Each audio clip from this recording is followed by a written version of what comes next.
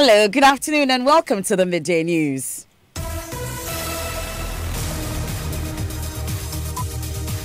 This bulletin is coming to you live from our studios here at Kukumlimle in Accra on digital address GA0993341 on Joy 99.7 FM. It's also live on Love 99.5 FM in Kumasi, affiliates across the country on ABN Radio in London and around the world at myjoyonline.com. The news is brought to you by UMB Bank, UMB Speed Up, Digibank, Let's Go, Telesol 4G, proudly Ghanaian, Telesol, Just a Touch, and Mark Auto Parts Ghana, distributors of Isuzu and Chevy cars. Mark Auto Parts Ghana, with you for the long run. In this edition, father left paralyzed after he was shot by police at Abokobi here in Accra.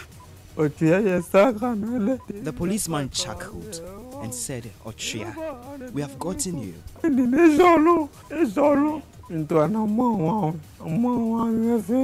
I want the people who shot me arrested. We bring you more in our build-up to the Joy News Hotline documentary on cold cases of police and military brutalities against citizens. Shraj directs Medical and Dental Council to respond to claims by a neurosurgeon turned taxi driver who says the council has refused to give him a license to practice. This is the living. I think it's better than stealing. But I hope that I can be able to put my expertise to bear. Benefits not me, but Ghanaians.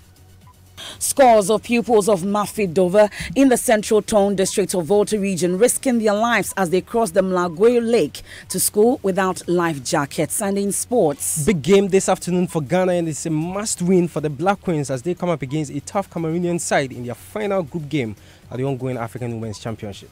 And much later, brother of late Ayawaso West Worgon MP chronicles his final moments with family and what possibly led to his death. And knowing him particularly, that he loves life and enjoys the use of it, it would not have been his wish to be kept on life support, just hanging in there for whatever God knows. We have all that and more coming up here on the Midday News with me, Emefa Apau.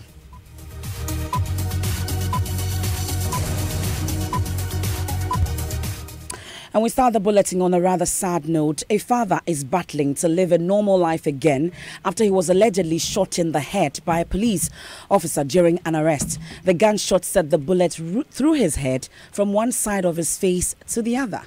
Elias Ojo Ajete, a resident of Abokobi, is now paralyzed and is wheelchair ridden. We bring you an excerpt of his story put together in a hotline documentary titled As If We Weren't Human, which airs Monday, November 26, 2018.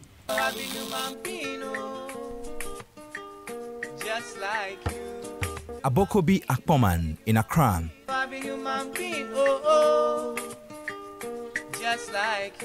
Elias Ojo Ajete Anum nearly died May 25, 2018. He survived gunshot through his head. Currently, he is paralyzed and cannot speak clearly. So his wife, Deborah, narrates his story. She said Elias had a disturbance in the community, so he went there to find out. The bullet penetrated one side and went through the other. A neighbor informed me that my husband has been shot in the head.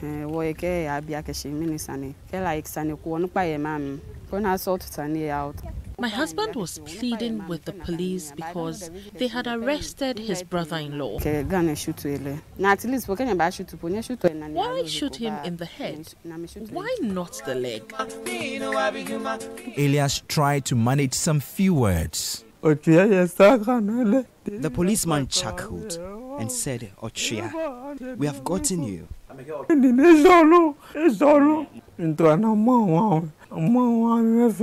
I want the people who shot me arrested. Elias's 2-year-old daughter waltzed through the room and hugs a teary father.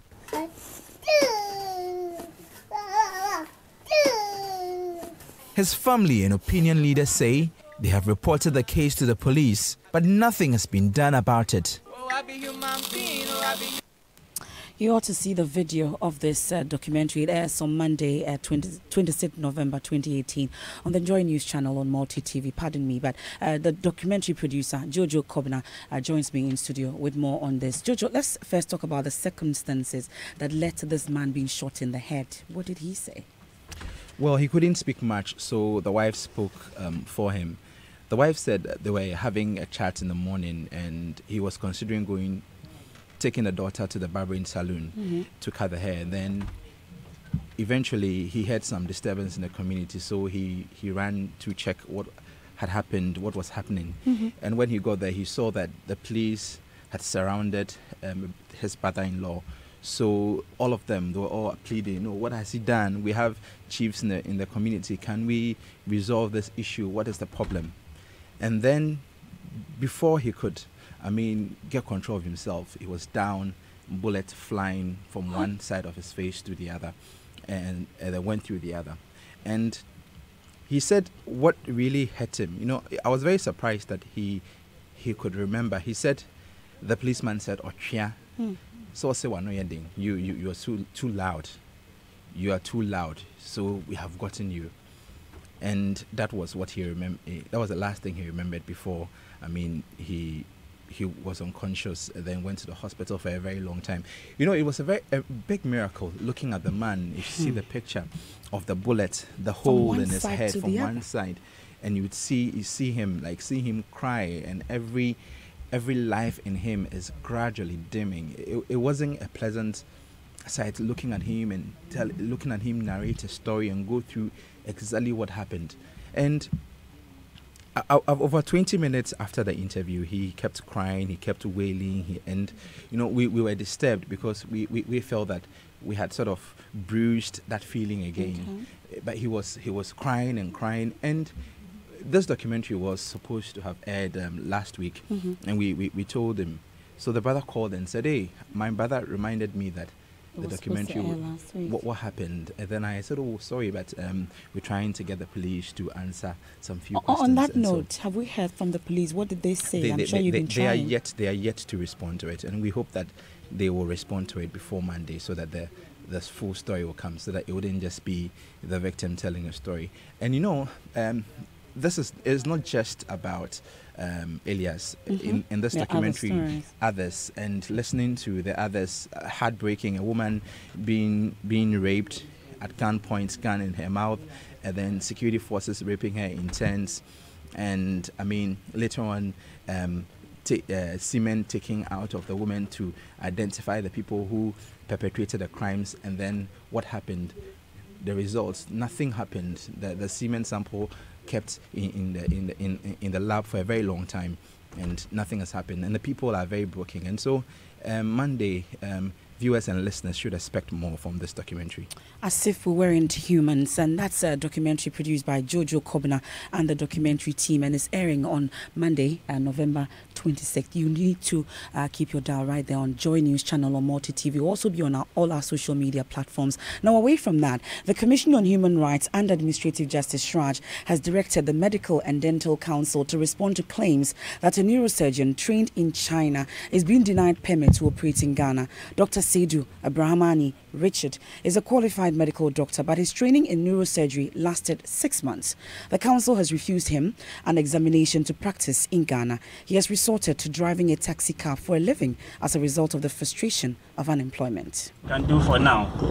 This is the living. I think it's better than stealing. But I hope that I can be able to put my expertise to bear, benefits not me but Ghanaians. I was denied the exams. No letter was written to me as to whether my document had been received and as to whether I would even sit for the exams. I go there almost every day until I got frustrated. Then I noticed that as a neurosurgeon, I must have a world certification because it is only neurosurgery that has a world body that regulates the practice of neurosurgery, which is the Federation of World Federation of Neurological Surgical Associations. And currently, as I tell you, I have gone to take this practice, and my name has been catalogued at the headquarters of this particular association or this particular world body of neurosurgery in Geneva, Switzerland. And these are the copies. I am still a fellow in one of the most busiest hospitals in China. That is the West China Hospital. While at his new job, he petitioned the Commission for Human Rights and Administrative Justice, Shraj, to intervene to compel the MDC to conduct the examination to enable him get a permanent license to practice. Let's get more from our help desk, and the head of the desk, Fred Smith, joins us in studio. Fred, we hear Shraj has responded to Mr. Seidu's petition. What is Shraj saying? Indeed, this is what Shraj is saying. It's a letter they've written to the Medical and Dental Council, and I read to you an editor. It says, "We wish to write to you officially on the above subject. The Commission has received a complaint from one Dr. Seidu Abrahamani Richard to the effect that you are preventing him from writing the registration examination for foreign trained doctors that will enable him to practice. According to him, this conduct of yours is against the background that he has registered and paid for the exam since 22nd of April 2015 and 13th of October 2015 respectively. We herewith forward to you a copy of the complaint, a photocopy of the registration for the exams, as well as photocopies of receipts as proof of payment. Study the complaint and accompanying documents thoroughly and submit your comments to the Commission not later than Monday, 3rd of December 2018, and is signed by the regional head for Shraj." But how much do we know about this Seidu man? Does he really or truly possess any professional training in medicine from what we've checked so far? Well, we have a certificate is produced, and I read what's on it. This certificate is to recognize that from 10th February 2017 to 8th August 2017, Seidu A. Richard has completed a 6-month training in the Department of Neurosurgery at West China Hospital, Sichuan University.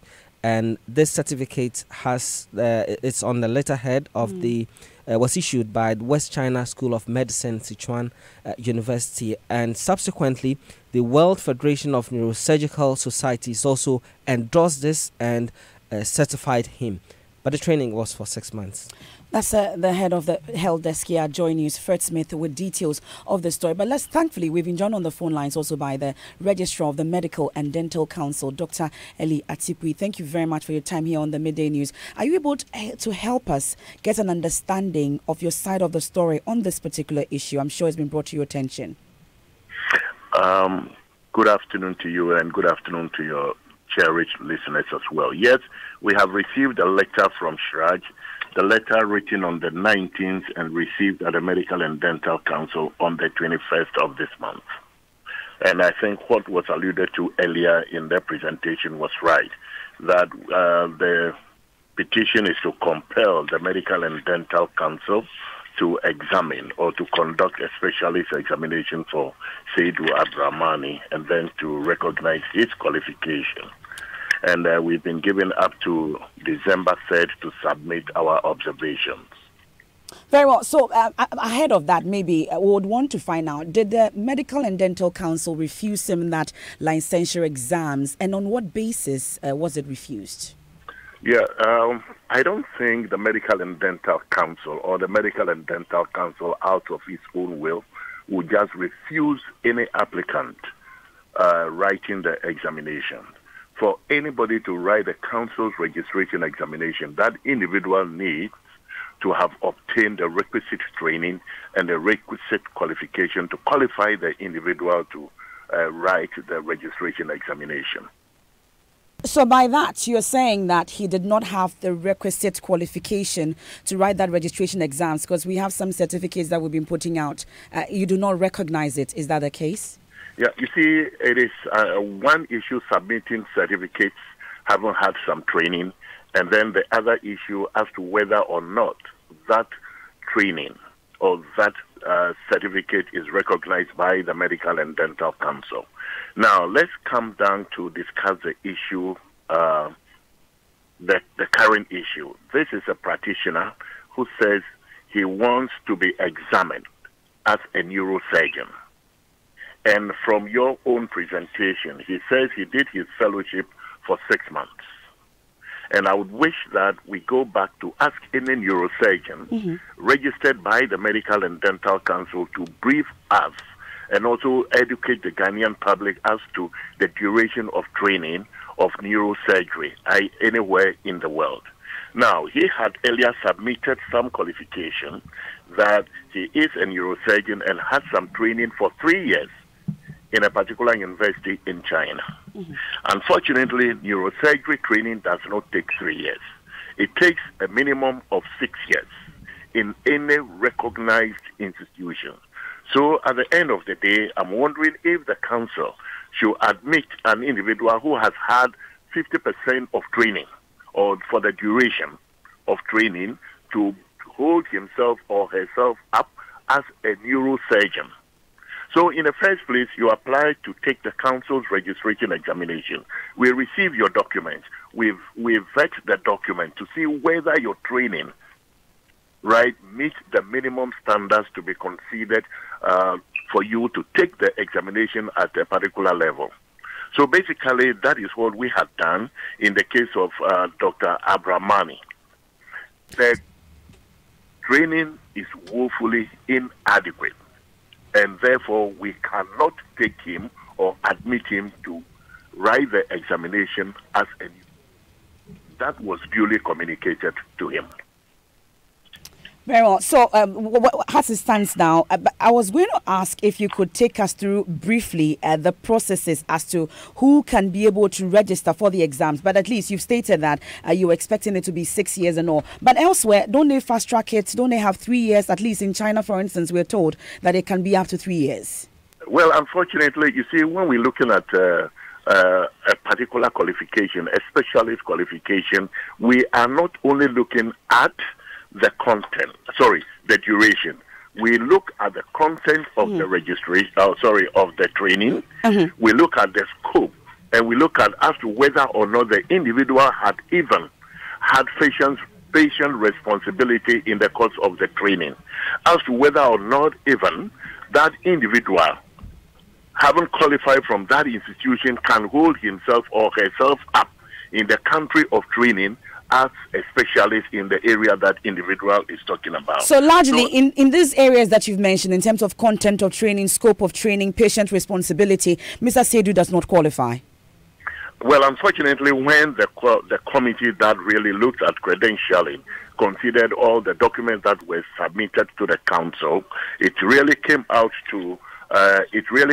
that he does not qualify to be considered to write the examination as a neurosurgeon. Now, before you go out there to go train, I think that there's a need for us to go back a little to know when he completed medical school, what had happened thereafter for him to go train as a neurosurgeon. Well, yes. So I'm sure you're preparing your response to Shraj then.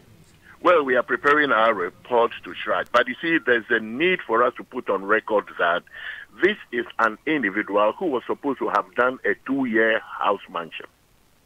At the end of the first year, we never found him again. I would put on record that the first year was even completed with some difficulty. We had to move him from Tamale to Volta Regional Hospital, and then he himself requested to go to Upper West Regional Hospital, which we did.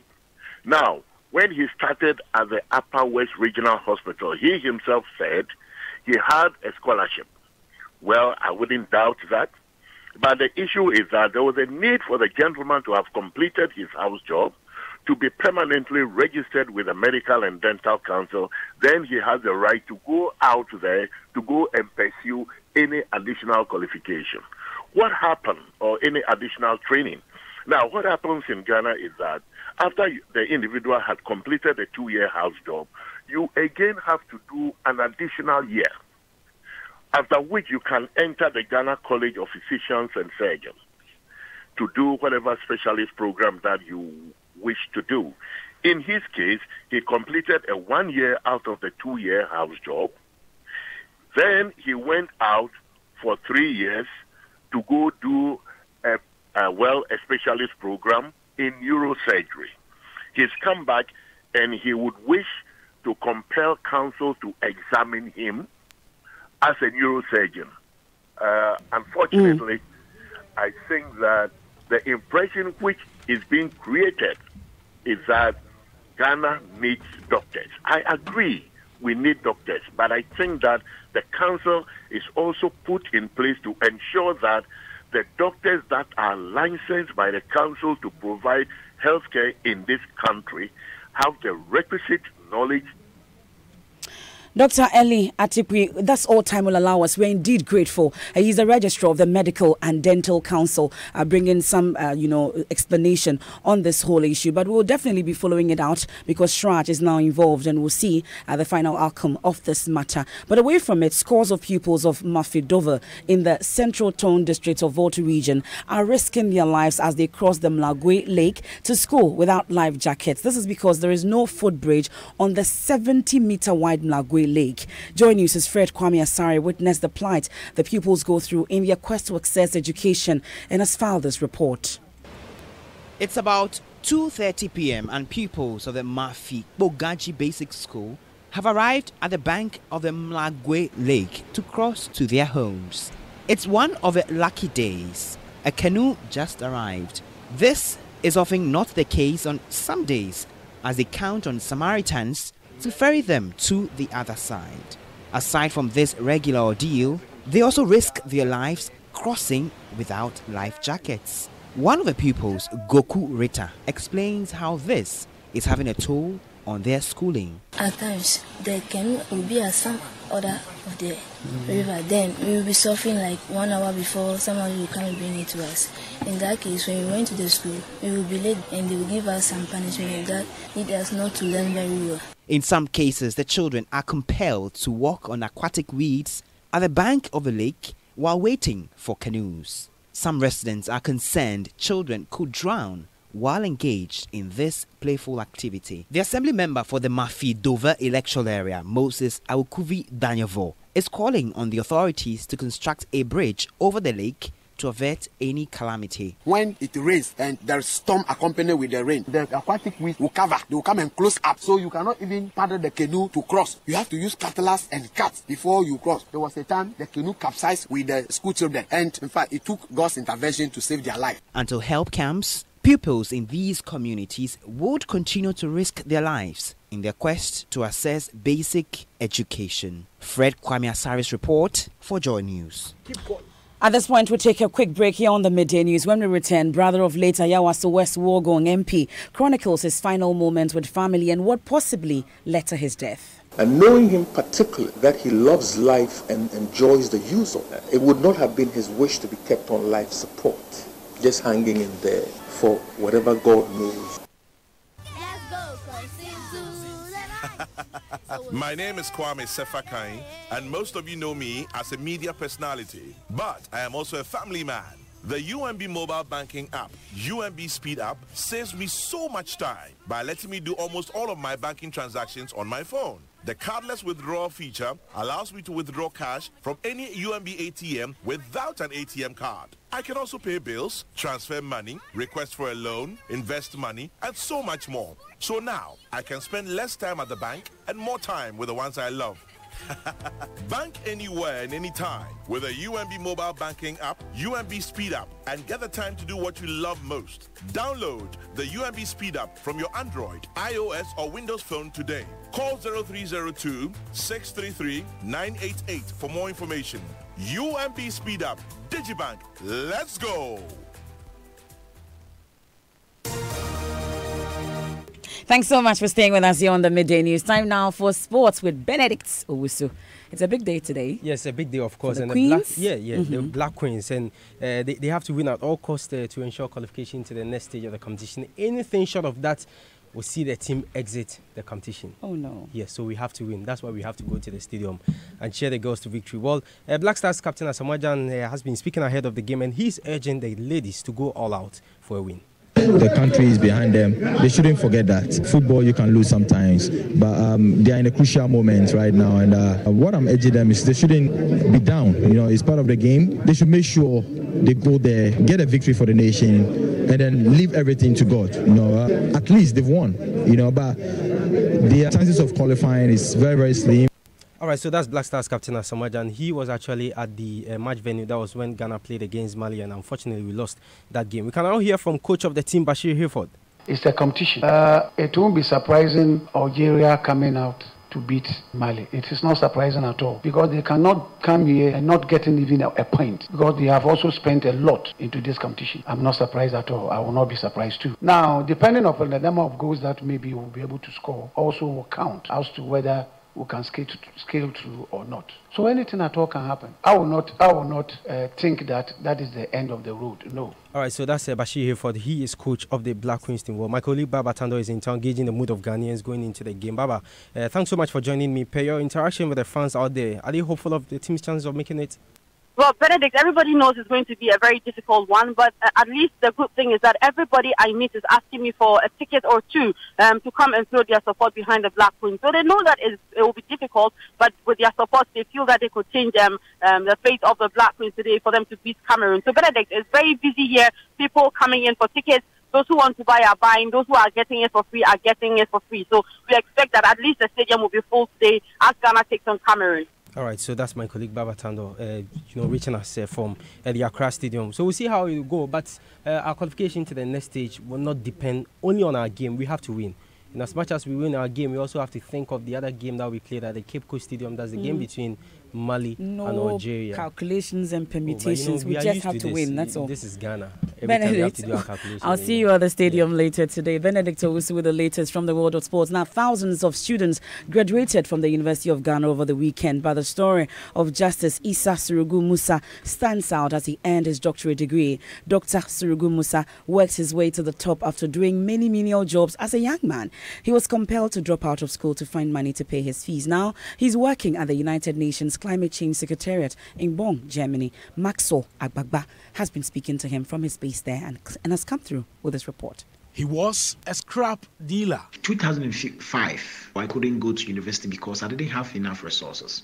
I came to Kumasi to start a scrap dealing job with my brother. And the cobbler. But I left the village after I completed BEC to the north to start assisted shoeshine because my father could not raise money for me to go to secondary school, though I've gotten admission to go to Tempani Secondary School in the Upper East, but my father did not have money. At some point in his life, a driver's mate. Then sometime I will engage in driver's mates, or I'll go to the bush to load tipper trucks before I got to Lagos in 2007. But now, Doctor of Philosophy degree in Public Administration, Justice Issa Surugu Musa. Supervisors are Dr. Albert Ahenkan. Hundreds of graduates are seated patiently inside the Great Hall of the University of Ghana. They wait for their names to be mentioned to shake hands with some faculty members and top dignitaries. Soon, they'll be moving their tassels from the right hand to the left-hand side of their mortarboards, signifying a step into another phase of their lives. The journey to the top of the academic ladder did not come on a silver platter. Dr. Justice Surugu now works at the United Nations Climate Change Secretariat in Bonn, Germany. 3 months before I finished my PhD, I was spoiled with different opportunities. But right now, I decided to choose the UN, and I'm in Bonn at the UNFCCC. If hard work printed marks on people, Dr. Justice Surugu would have been disfigured by the marks of resilience.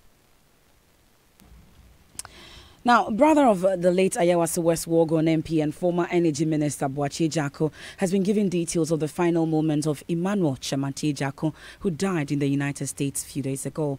Mr. Boakye Jackor made the revelation about his last moments when some members of parliament visited the bereaved family to commiserate with them. Listen.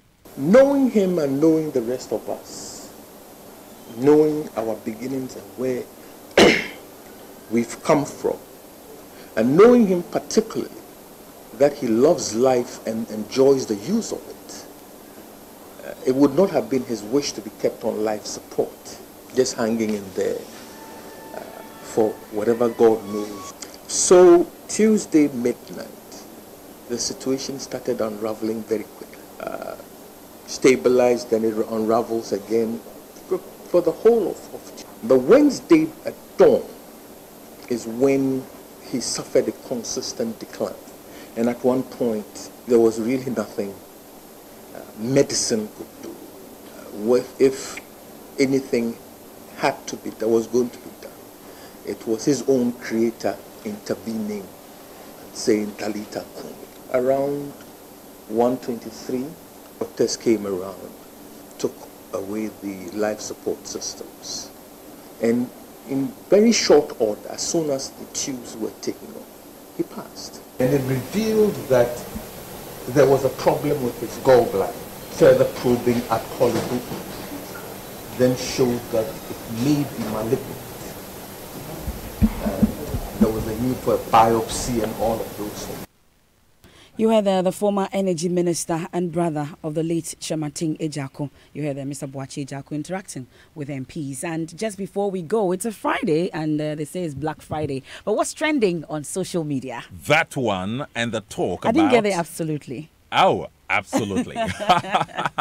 And the talk about child marriage. And you know, Plan Ressa has written that I was almost... This is a story of someone who nearly became a mother at a very young age of 12. And she writes, I was almost a victim of child marriage. At 12, I knew the man who would be my husband, and I would have to behave in a respectful way when he visited. And this Mariam Faye Sow, that's the First Lady of Senegal. And then this one, UK in Ghana, said one girl who is forced into child marriage is one girl too many. With everyone coming together, we hope to jingle child marriage out of the continent. It has to stop, and it's been an eventful week on social media, from that freestyle that got Ghana talking to end child marriage. Thank you so much for being a part of the Midday News for this week. I am Emefa Apau. There's more news when you log on to myjoyonline.com. Have a good afternoon.